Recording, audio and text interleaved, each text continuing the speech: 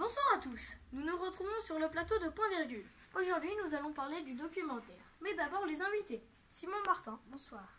Robert Boule, bonsoir à tous. Sylvain Antonio, bonsoir. Et monsieur Sandro Perrault, bonsoir. Monsieur Pedro, vous êtes critique littéraire. Quel est votre avis sur Un sport et une rencontre? Tout est très bien dans le documentaire, mais il manque un peu de couleur sur vos dessins. Par contre, j'ai bien aimé le documentaire parce que ça parlait de sport dans tous les pays. Donc, si j'ai bien compris, Simon Martin est l'illustrateur, et Robert et Sylvain Antonio, vous êtes les écrivains. Non, Sylvain est photographe professionnel et moi je suis l'écrivain. Sylvain, en tant que photographe professionnel, quel est votre style pour prendre des photos? Mon style est un peu plus sophistiqué que les autres photographes. Et les sportifs sont en train de tout donner. Et vous, Simon Martin, il me semble que votre coup de crayon est un peu particulier. Oui, c'est bien ça. Mon coup de crayon est un peu particulier parce que j'aime bien me mettre dans le décor pour faire mes croquis et aussi je me suis beaucoup inspirée de Patrick Kaft. Monsieur Robert Boule, qu'est-ce qui vous a permis d'écrire un si beau livre? Dans mon documentaire, j'ai voulu bien expliquer le sport en général et je me suis beaucoup inspirée des archives internationales.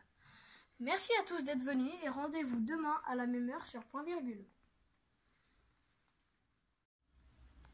Bonsoir à tous. Ce soir sur le plateau de Point Virgule, nous allons parler des livres de recettes. Écrits par Monsieur Bobby, illustrés par Giordino, Madame Pâquerette et Monsieur Banzani, nos deux critiques littéraires nous donneront leur avis. Alors Monsieur Bobby, qu'est-ce qui vous a inspiré pour écrire ce livre?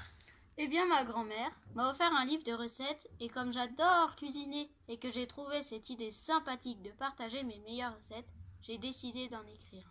Très bonne idée. Et maintenant, Monsieur Giordino, pouvez-vous nous dire comment est née votre collaboration?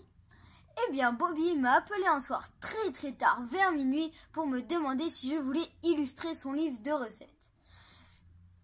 Je n'ai pas hésité une seconde. Je lui ai tout de suite dit oui. J'ai été tellement époustouflée par la nouvelle que je n'ai pas réussi à me rendormir de la nuit. Merci beaucoup. Nous allons donner la parole à nos deux critiques du jour. Alors, Monsieur Banzani, quelles sont vos impressions? J'ai trouvé celui de recettes magnifique. Les recettes sont faciles, une liste d'ustensiles et d'ingrédients bien décrits et un déroulement clair. Merci. Et pour finir, Madame Pâquerette, quels sont vos avis? Les recettes sont trop dures pour les débutants. De plus, les ustensiles et les ingrédients sont trop onéreux. Pour ma part, j'ai essayé de réaliser le gâteau à la banane et je n'ai pas réussi. L'image n'est pas ressemblante du tout. Merci beaucoup pour votre participation. Je vous donne rendez-vous demain à la même heure sur Point Virgule. Bienvenue sur Point Virgule, notre émission littéraire. Aujourd'hui, nous allons parler du roman Le kidnapping silencieux. Nous accueillons l'auteur, Charlène Andrews, l'illustratrice Pauline Moreau, les critiques Jacqueline Pécheron et Maurice Dupont, et enfin lecteur Henri Martin. Bonjour. Que pensez-vous de ce roman, Madame Pécheron? Je trouve ce roman mystérieux. Le rythme de la narration est vraiment superbe. On voit que l'auteur maîtrise les temps du récit. Les illustrations sont lumineuses et le trait est précis. Bravo. Merci. Et vous, Monsieur Dupont? J'ai bien aimé ce roman, mais le trait du crayon n'est pas assez épuré. Moi, je trouve que mes illustrations sont originales et tout à fait dans le thème du roman. Donc je maîtrise la pratique et je suis mieux placée pour en parler. Je travaille avec Charlène Andrews depuis plusieurs années. Oui, chacun son avis. Et vous, Monsieur Martin? Moi, en tout cas, j'ai vraiment aimé les illustrations car elles étaient lumineuses et colorées. Il y avait un superbe suspense dans le long de ce roman. Le personnage principal, Thomas Vernet, qui a beaucoup de charisme, cherche ce mystérieux kidnappeur que tout le monde craint. Je suis heureux d'enfin rencontrer la célèbre Charlène Andrews. Merci, je suis très flattée. Et comment avez-vous trouvé l'inspiration?